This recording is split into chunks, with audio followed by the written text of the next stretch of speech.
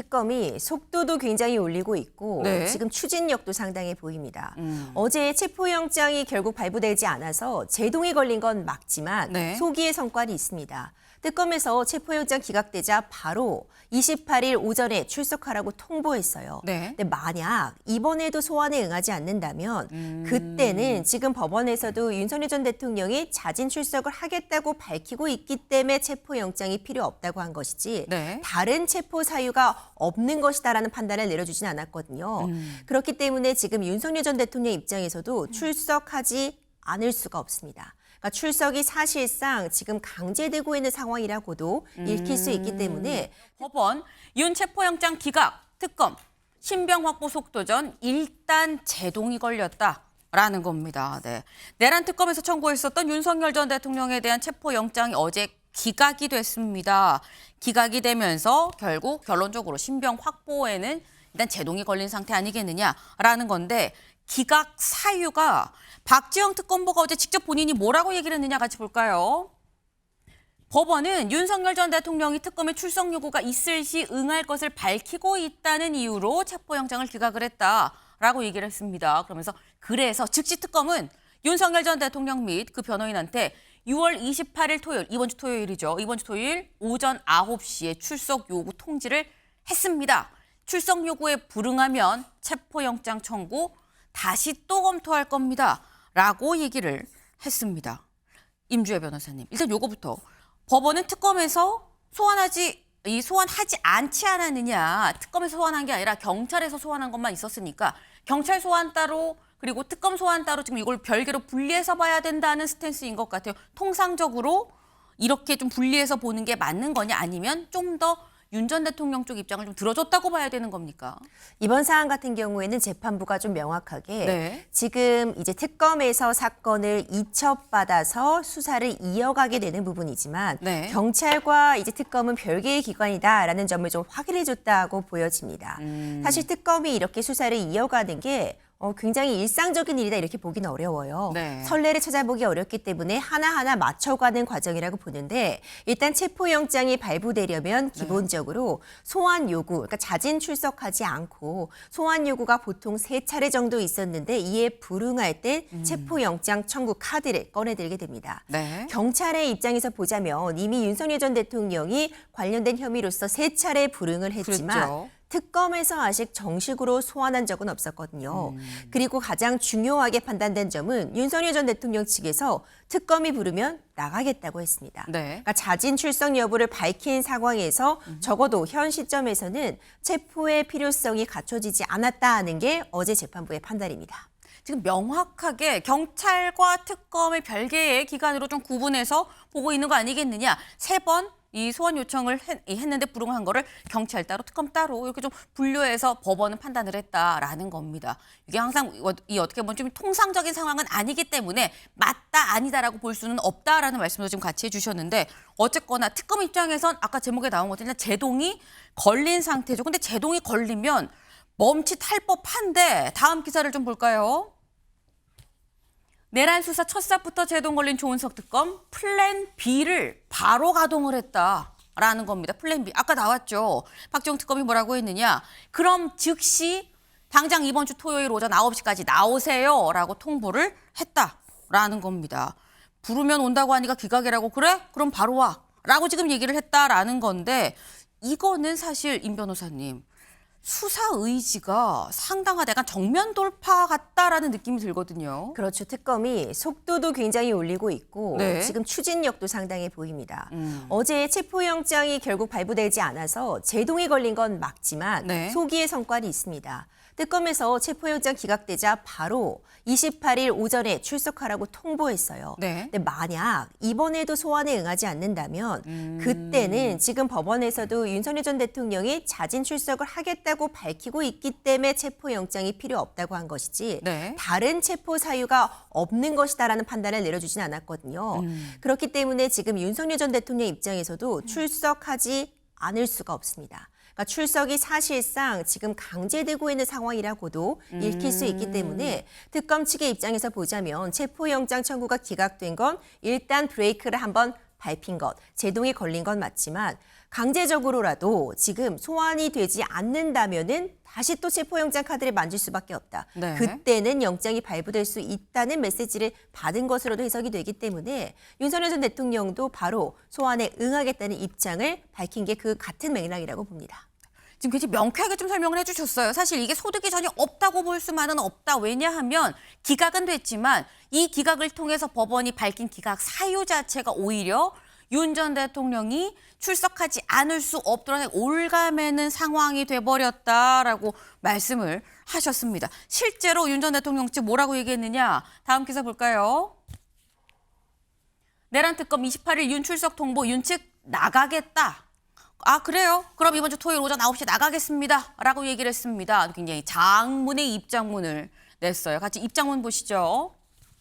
체포영장 기각, 법불악위는 위법한 수사를 자행하는 권력기관에 대한 경고다라고 얘기를 하면서 무리한 체포영장 청구 그리고 절차 위반이 전직 대통령을 향한 부당한 망신 주기, 흠집 내기 시도가 아닌지 깊은 우려를 표한다라고 하면서 향후 수사, 헌법 법률의 테두리에서 공정하게 이루어져야 되길 촉구를 한다라고 하면서 기습 체포영장이 기각됐으면 일자를 조정해서 같이 좀 이 조정을 하는 게 필요한데 근데 그러지 않고 그냥 소환 날짜를 지정해서 언론에 바로 공지를 하는 거 이건 좀 특검답지 못하고 졸렬한 거 아니겠느냐라고 얘기를 했습니다. 네. 그러니까 지금 일단 나가겠다 한데 나가긴 나가는데 이런 식으로 그냥 통보해서 나가라고 하는 거 이건 좀 졸렬한 거 아닙니까? 라고 얘기를 하면서 아까 첫 번째 장 같이 볼까요? 법불악이란 얘기가 다시 나왔습니다. 체포영장. 법불악위는 위법한 수사를 자행하는 권력기관에 대한 경고다라고 얘기를 했는데 박수현 의원님. 예.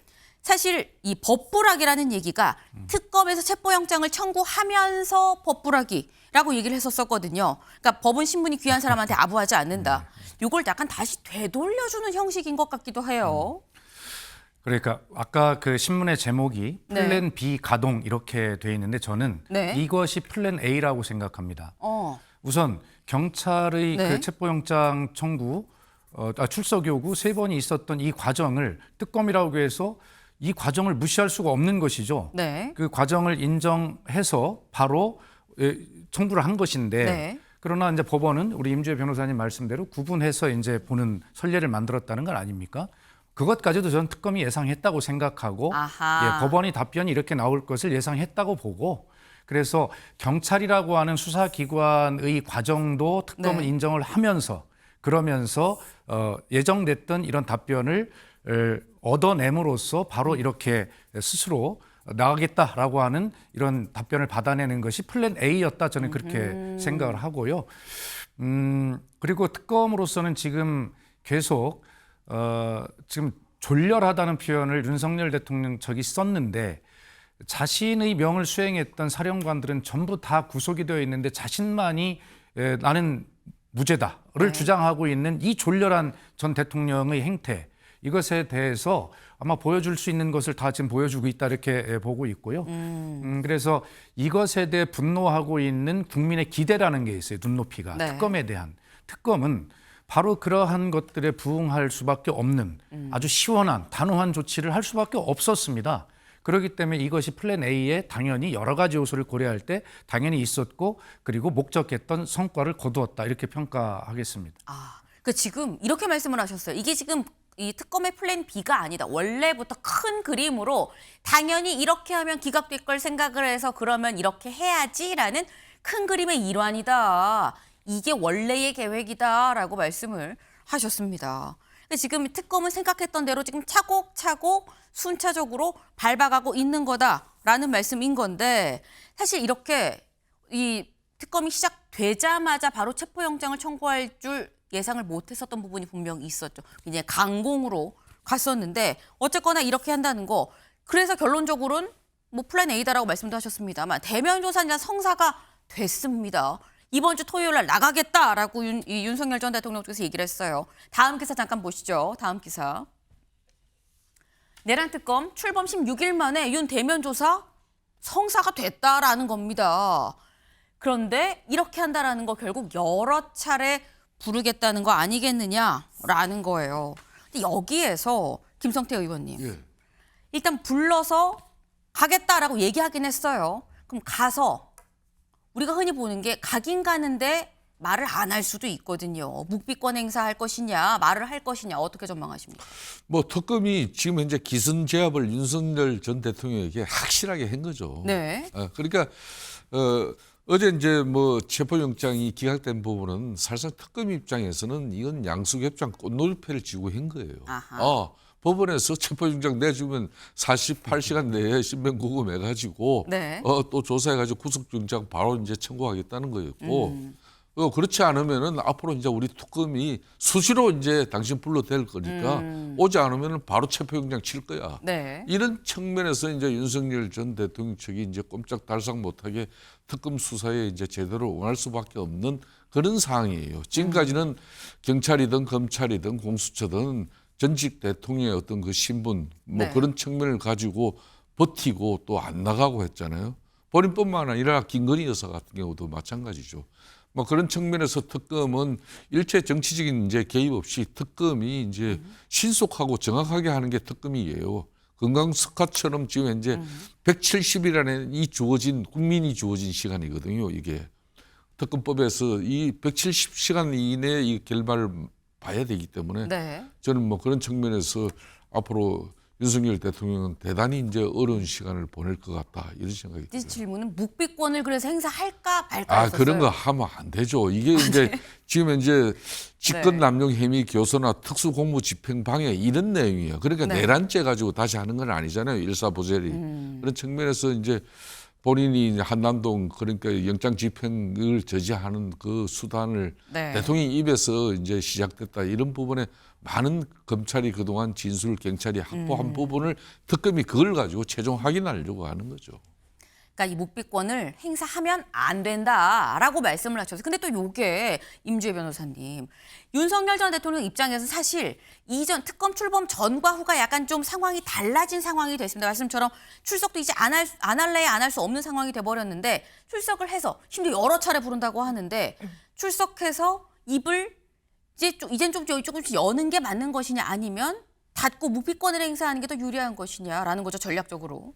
방어권 행사 측면을 좀 고려해봐야 될 것 같습니다. 네. 윤석열 전 대통령은 이제 어느 정도 수비수의 입장에서 특검의 공격을 막아내야 되는 그런 취지인데 네. 수비를 하는 방법이 여러 가지가 있을 수 있지만 경우에 따라서는 적극적으로 내가 소명할 부분이 있다면 밝히는 게 합당한 방법이 될 때도 있습니다. 묵비권만이 정답은 아니거든요. 특히 이미 사안이 상당 부분 진행이 됐습니다. 내란죄 같은 경우에는 형사재판 공판이 진행 중인 네. 이런 상황에서 계속해서 묵비권을 행사한다면 오히려 주어진 시간, 방어권을 행사할 수 있는 그 기회마저 날려버릴 수 있거든요. 아하. 이제 이런 부분들을 감안한다면 변호인 측에서도 적극적으로 대응 방식을 네. 이미 세우고 있을 것이라고 생각하고 계속해서 침묵을 일관하기보다는 적극적으로 방어할 수 있는 부분엔 방어를 하는 게 현재로서는 더 현명한 선택이 될 수 있습니다.